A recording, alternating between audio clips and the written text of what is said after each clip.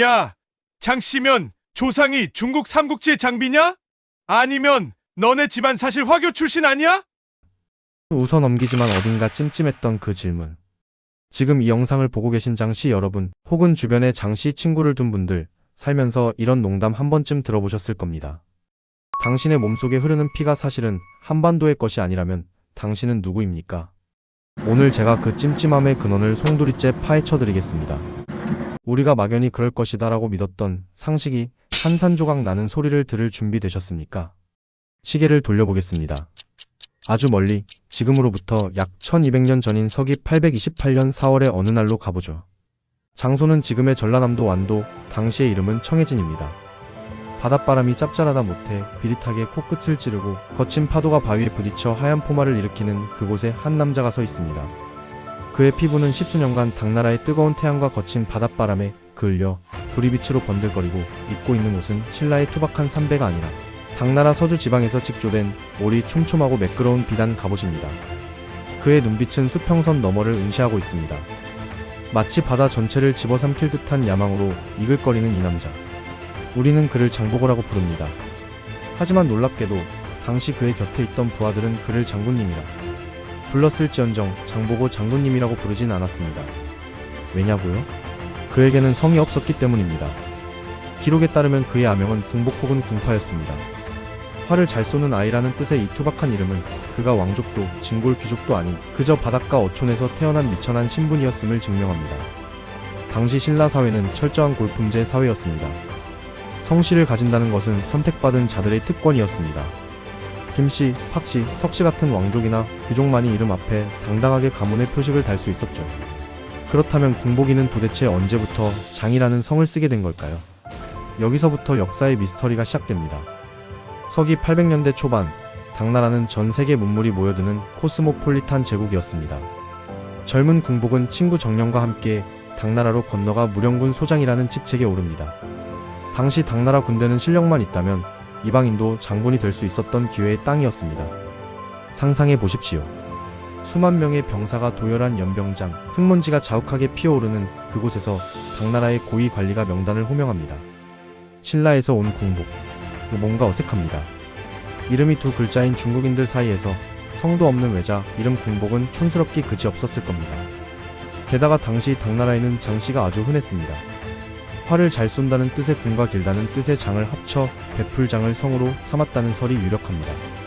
즉 장보고의 장씨는 혈연에 의한 성씨가 아니라 국제 무대에서 활동하기 위해 스스로 획득한 비즈니스 네임이자 성공의 증표였던 셈입니다.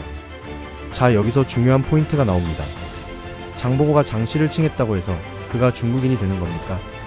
아니면 그의 후손들이 자동으로 중국의 혈통을 이어받는 겁니까? 아닙니다.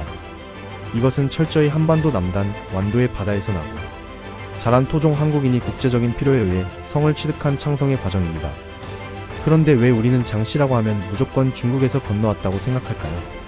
그 답을 찾기 위해선 시대를 좀 더 건너뛰어야 합니다.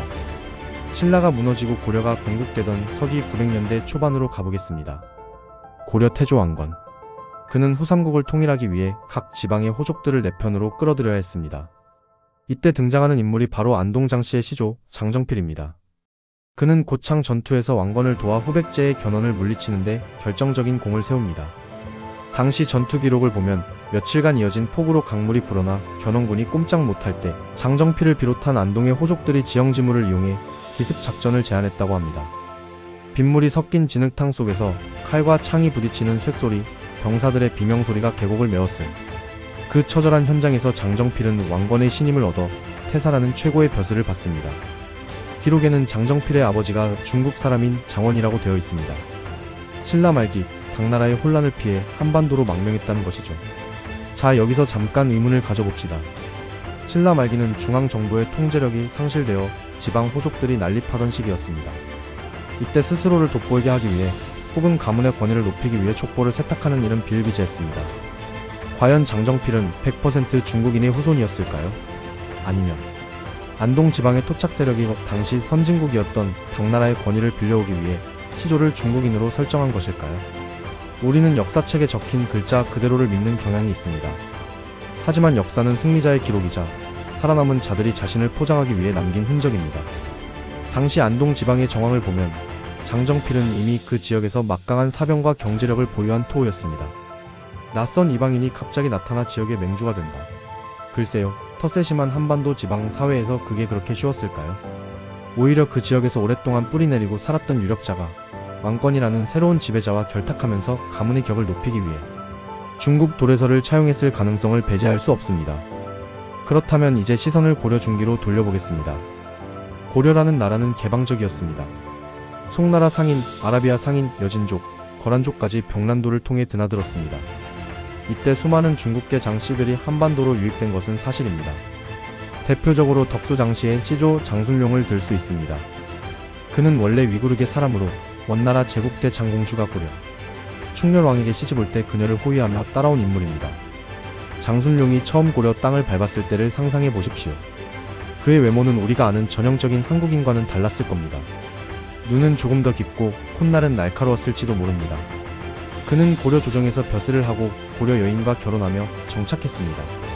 몽고르와 고려어가 뒤섞인 궁중의 연회장, 화려한 원나라풍의 의복과 소박한 고려의 청자가 어우러진 그곳에서 그는 이방인이 아닌 고려인으로 녹아들어갔습니다. 하지만 문제는 조선시대, 특히 조선 후기로 넘어가면서 발생합니다. 조선 중기 임진왜란과 병자호란을 겪으며 신분제는 급격히 요동칩니다. 공명첩을 사서 양반이 되는 평민들이 늘어났고 노비들이 족보를 위조해 상민이 되는 일이 비일비재했습니다. 이때 가장 인기 있었던 성씨 중 하나가 바로 장씨였습니다. 왜일까요? 조선 사회를 지배했던 성리학적 질서 속에서 중국은 문명의 중심, 즉 중화였습니다. 자신의 조상이 중국의 유명한 학자나 장군이라면 그것만으로도 가문의 권위는 수직 상승했습니다.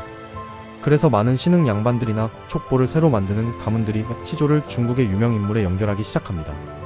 특히 18세기, 19세기 조선의 족보시장은 그야말로 가짜뉴스의 온상이었습니다.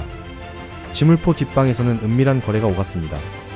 쌀 몇 가마니 혹은 엽전 꾸러미를 건네주면 족보 전문가들이 붓을 들어 당신의 할아버지를 중국 송나라의 대학자로 둔갑시켜 주었습니다. 자네 집안은 원래 중국 농서 지방의 명문가였네. 김효사화 때 화를 피해 조선으로 건너온 걸로 하지. 먹물이 채 마르기도 전에 이름 없는 농사꾼 개똥이는 중국 명문가의 후손 장개동이 되는 순간입니다. 이 과정에서 수많은 토착민들이 원래는 성이 없거나 다른 성을 쓰던 사람들이 장씨라는 거대한 우산 아래로 모여들었습니다. 실제 사료를 봅시다. 1784년 정조 8년 7월 윤씨 문중에서 족보 위조 사건이 발각되어 조정이 발칵 뒤집힌 적이 있습니다. 당시 기록을 보면 족보를 위조해주는 브로커 조직이 전국적으로 활동하고 있었음을 알 수 있습니다. 이들이 장씨 족보라고 건드리지 않았을까요? 이런 현상을 모아사상의 폐해라고만 치부할 수는 없습니다. 이것은 당시 사람들에게는 생존의 문제였고 무시당하지 않기 위한 처절한 몸부림이었습니다. 그 결과 오늘날 장씨 족보의 첫 페이지에는 의뢰시조는 중국 어느 황제 때 건너온 누구누구라는 설명이 붙게 된 것입니다. 자, 여기서 우리는 냉정하게 질문을 던져야 합니다. 지금 한국에 사는 100만 명이 넘는 장씨들이 정말 다 중국인의 후손일까요? 조선 왕조실록 세종 14년의 기록을 보면 흥미로운 대목이 나옵니다. 토성 장씨들이 있다는 구절입니다.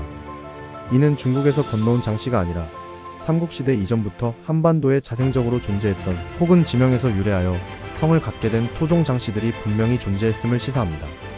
하지만 조선 후기의 족보 세탁 과정에서 이 토착 장씨들의 기원은 중국 도래설이라는 거대한 흐름 속에 묻혀버리고 맙니다. 마치 흐르는 강물에 잉크를 한 방울 떨어뜨리면 전체가 검게 물들 듯 일부 귀화 장씨의 역사가 전체 장씨의 역사인 양 포장되어 버린 것입니다. 디테일을 좀 더 파고들어 봅시다. 인동 장씨의 시조 장금용. 그는 고려 때 삼중대광 신호위 상장군이라는 높은 벼슬을 지냈습니다. 족보에는 그가 중국에서 건너온 것으로 묘사되는 경우가 많지만 현대 역사학계의 연구와 당시 금성문 등을 분석해보면 그가 인동 지역의 토착 세력가였을 가능성이 매우 높다는 주장이 제기됩니다. 당시 인동 지역은 낙동강을 끼고 있어 물류의 중심지였습니다. 장금용은 이 지리적 이점을 이용해 부를 축적하고 그 경제력을 바탕으로 중앙 정계에 진출했을 것입니다. 그가 입었던 갑옷의 비늘 하나하나, 그가 쥐었던 칼자루의 문양은 중국의 것이 아니라 고려 장인의 손길이 닿은 지극히 고려적인 것이었을 겁니다. 그런데 왜 후손들은 굳이 중국을 찾았을까요? 그것은 조선 후기라는 시대가 강요한 사대주의적 명분 때문이었습니다. 조상이 토착민 출신이라고 하면 왠지 촌스럽고 격이 떨어져 보인다는 당시 양반들의 허위의식이 만들어낸 슬픈 자화상인 셈이죠. 이제 우리는 현대 과학의 힘을 빌려 이 오랜 논쟁에 종지부를 찍어보려 합니다. 최근 유전학의 발달로 Y 염색체 하플로 그룹 분석이 가능해졌습니다. Y 염색체는 아버지에서 아들로만 유전되기에 북의 혈통을 추적하는 데 결정적인 단서가 됩니다. 한국의 장씨 남성들의 DNA를 분석한 결과는 과연 어땠을까요? 놀랍게도 중국 한족에게서 주로 나타나는 비율보다 한국인 고유의 유전적 특성을 보이거나 심지어 북방, 기마민족, 남방 해양 세력 등 매우 다양한 유전적 분포를 보인다는 연구 결과들이 속속 나오고 있습니다. 이것이 무엇을 의미할까요? 한국의 장씨는 단일한 핏줄이 아니다. 이 문장이 핵심입니다. 장씨는 중국에서 온 한 명의 시조로부터 퍼져나간 혈연 집단이 아니라 역사 속에서 다양한 경로로 형성된 사회적 집합체에 가깝습니다. 누군가는 신라시대 장보고처럼 국제무역을 위해 스스로 장씨를 칭했고, 누군가는 고려시대 왕에게 성을 하사받았으며, 누군가는 조선 후기 신분 상승을 위해 촉보를 샀고, 누군가는 정말로 중국에서 망명해 왔습니다. 이 수많은 계울들이 모여 한국의 장씨라는 거대한 강을 이룬 것입니다. 그러니 이제 누군가 당신에게 장씨는 중국 성씨 아니야? 라고 묻는다면 당신은 자신 있게 대답할 수 있습니다. 아니, 내 성씨는 중국에서 빌려온 이름표가 아니라 이 땅에서 치열하게 살아남고 바다를 개척하고 나라를 세우고 때로는 역사의 소용돌이 속에서 신분을 바꾸며 생존해온 내 조상들의 뜨거운 역사가 담긴 훈장이야. 라고 말입니다. 자, 이제 결론을 내려볼까요? 역사는 기록된 대로만 믿어서는 안 됩니다. 그 기록을 남긴 자의 의도, 그 시대의 공기, 그리고 행간에 숨겨진 진실을 읽어내야 합니다. 장보고의 배가 갈랐던 파도 소리 고려, 개국 공신들이 마셨던 톡한 술 냄새, 조선 후기 장터에서 은밀하게 거래되던 족보의 종이 질감, 이 모든 것이 합쳐져 지금의 장씨를 만들었습니다. 여러분이 장씨라면 자부심을 가지셔도 좋습니다. 여러분의 성씨에는 대륙을 꿈꿨던 호방함과 한반도에 뿌리 내리려는 끈질긴 생명력이 동시에 흐르고 있으니까요. 오늘 타임체이스가 준비한 장씨의 기원에 대한 추적은 여기까지입니다.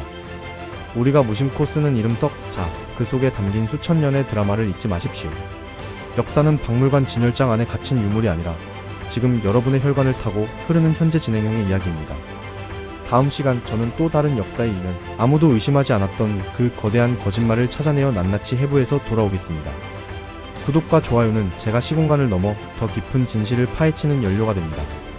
이상 역사를 쫓는 시간 타임체이스였습니다.